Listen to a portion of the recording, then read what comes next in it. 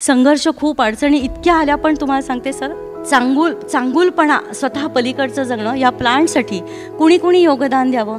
एका कार्यक्रमासाठी मी मुंबईलाच आले होते आणि मुंबईकरांना खास करून मी धन्यवाद देते. खूप जणांचा सपोर्ट आहे आम्हाला. त्या आजींकडे जाताना फोनवर आमचं बोलणं त्यांच्या घरामध्ये काम करणाऱ्या मावशींनी ऐकलं. त्या म्हणल्या ताईंना मला भेटता येईल का. मग मी गेल्यावर त्या मावशी मला भेटायला आल्या आणि म्हटलं की काकू मी तुम्हाला या सैनिकांसाठी पैसे देऊ का. म्हटलं तुझी इच्छा. किती देऊ शकते.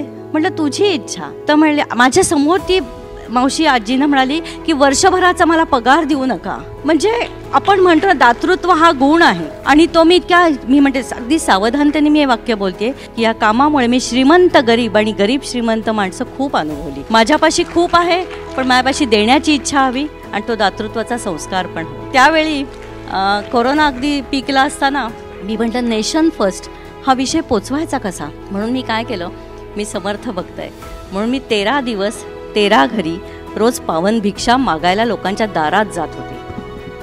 तो अनुभव इतका सुंदर होता तुम्हाला सांगते.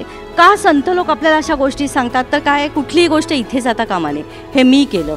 मी बरोबर खाली येतो. तुम्ही जेव्हा लोकांच्या दारात जाता लोक दारं लावतात, तुम्हाला खोटी कारणं सांगतात, तुमचा अपमान करतात, ते पचवणं. मग रस्त्यातले फळवाले रिक्षावाले काका कुणाशी फोनवर बोलतात, मग लोक जागी असतात, लोक तुम्हाला पारखत असतात सगळ्या अँगलनी. तेव्हा ते रिक्षावाले काका म्हणले की ताई आज ना आत्तापर्यंत नाही फारसा धंदा झाला, देऊ का 50 रुपये. म्हटलं दे की बाबा, राष्ट्र आपल्या सगळ्यांचं आहे ना. त्यामुळे सांगते फळवाले भाजीवाले रिक्षावाले अक्षरशः ह्याच्या घरात कामाला येणाऱ्या मावशी कुणाचं योगदान याच्यामध्ये नाही म्हणून सांगू.